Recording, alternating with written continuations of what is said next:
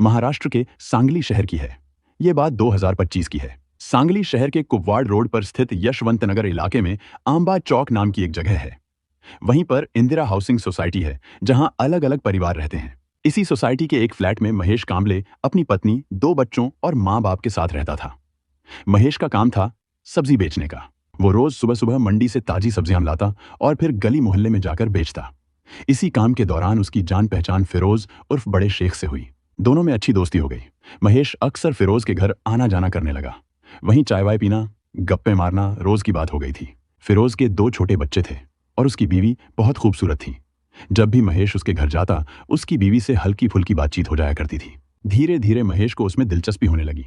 शुरुआत में बस नजरें मिली, लेकिन वक्त के साथ दोनों एक दूसरे के काफी करीब आ गए।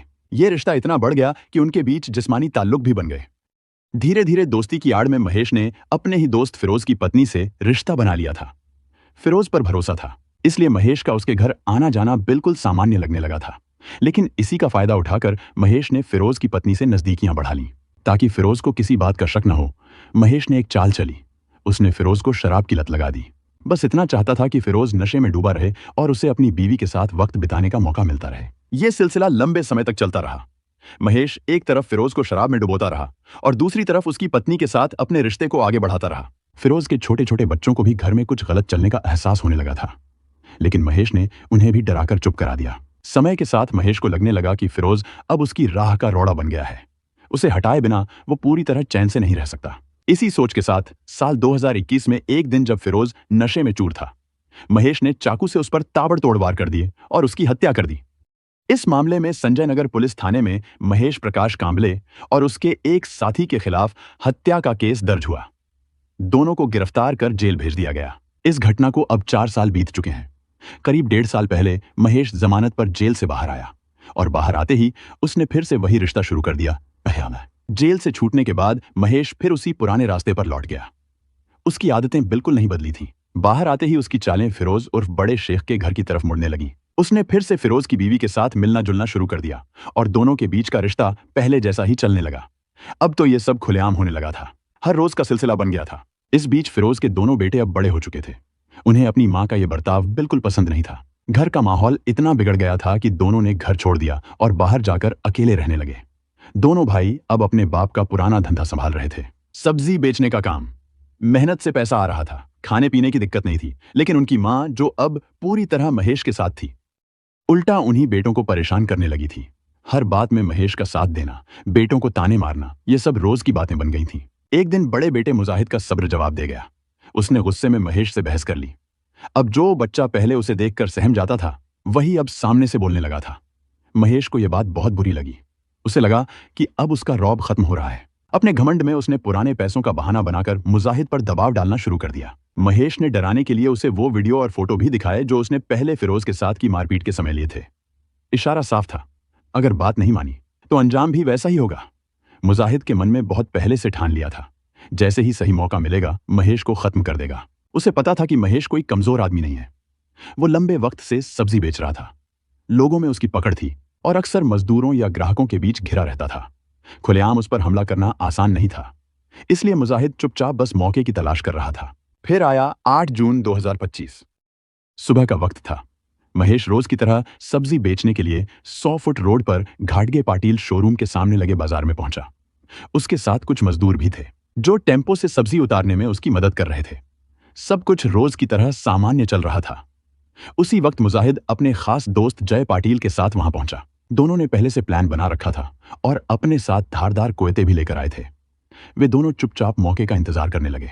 कुछ देर बाद महेश अकेले पेशाब के लिए किनारे की तरफ गया। यही वो मौका था जिसका मुजाहिद को इंतजार था। महेश जैसे ही एक तरफ गया, वैसे ही मुजाहिद और जय उसके पीछे दौड़े और उस पर ताबड़तोड़ हमला कर दिया। दोनों ने मिलकर कोयते से उसके सिर और पेट पर जबरदस्त वार किए। महेश अचानक संभल भी नहीं पाया। खून बहने लगा और वो दर्द से चीखते हुए जमीन पर गिर पड़ा और वो वहीं खून के तालाब में बेहोश होकर पड़ा रहा। वो सब होते हुए कुछ लोगों ने देखा भी, लेकिन डर के मारे कोई बीच में नहीं आया। उधर मुजाहिद और जय ने खून से सने कोयते हवा में घुमाए और बिना वक्त गंवाए मोटरसाइकिल पर बैठकर मौके से फरार हो गए। इस बीच पूरा बाजार हड़कंप में आ गया। कुछ ही मिनटों में भीड़ जमा हो गई। लोग एक दूसरे से पूछने लगे, क्या हुआ? महेश कांबले लहूलुहान हालत में 100 फुट रोड पर बेजान सा पड़ा था। महेश पर हमला होते ही उसके शरीर से तेज खून बहने लगा था। ये हालत देखकर पास खड़े 4-5 लोग घबरा गए, लेकिन उन्होंने हिम्मत दिखाई और तुरंत महेश को एक ऑटो में डालकर इलाज के लिए सिविल हॉस्पिटल सांगली ले गए। वहां डॉक्टरों ने प्राथमिक जांच की और बताया कि हालत गंभीर है, उसे तुरंत आईसीयू में शिफ्ट करना होगा।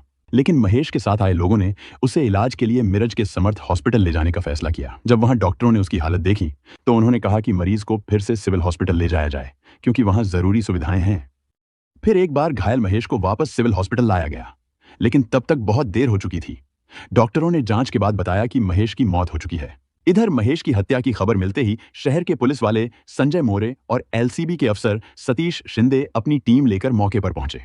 उन्होंने वहां अच्छे से जांच की और आगे क्या करना है इसकी पूरी प्लानिंग बनाई। उधर जब डॉक्टरों ने पोस्टमार्टम किया तो उसके बाद महेश का शव उसके घर वालों को सौंप दिया गया। जांच में शुरुआत से ही यह बात सामने आई कि महेश की हत्या बदला लेने के लिए की गई थी, यानी जिसने मर्डर किया उसके पिता की मौत के पीछे महेश का हाथ था और अब उस बेटे ने अपने बाप की मौत का बदला लिया। जैसे ही यह बात सामने आई, पुलिस ने देर ना करते हुए 2 टीमें बना दी। एक टीम सांगली के आसपास निगरानी कर रही थी, जबकि दूसरी टीम कर्नाटक में छापे मारने निकली। इस हत्या के मामले में महेश के बहनोई विजय गणपति कांबले ने सांगली शहर पुलिस स्टेशन में शिकायत दर्ज करवाई।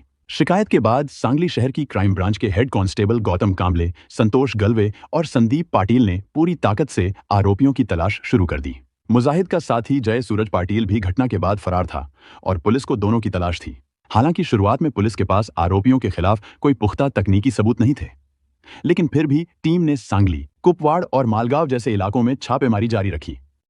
आखिरकार पुलिस की लगातार मेहनत रंग लाई और दोनों संदिग्धों को गिरफ्तार कर लिया गया।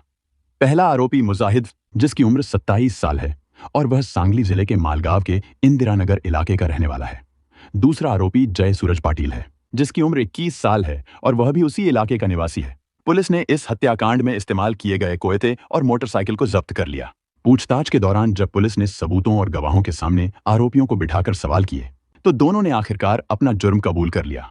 उन्होंने माना कि यह हत्या उन्होंने ही मिलकर की थी और इसके पीछे निजी रंजिश और बदले की भावना थी। जुर्म कबूल होने के बाद पुलिस ने दोनों को कोर्ट में पेश किया। वहां से उन्हें न्यायिक हिरासत में भेज दिया गया और अब दोनों आरोपी जेल में हैं। पुलिस की ओर से चार्जशीट तैयार करने की प्रक्रिया भी शुरू हो चुकी है और मामले की कानूनी कार्रवाई अब आगे बढ़ाई जा रही है।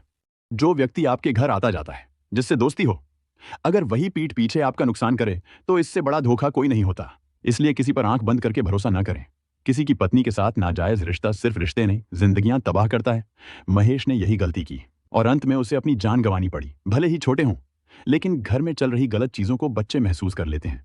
उन्हें डराकर नहीं, प्यार और समझदारी से सही रास्ता दिखाना चाहिए। महेश ने चालाकी से दोस्त को शराबी बना दिया, उसकी पत्नी को अपने प्यार में फंसा लिया, लेकिन उसकी सच्चाई ज्यादा दिन छुपी नहीं रह सकी। मुजाहिद ने अपने पिता की मौत का बदला लिया, लेकिन खुद भी कानून के शिकंजे में आ गया। गलती चाहे किसी की भी हो, बदले की राह अक्सर बर्बादी की ओर ले जाती है।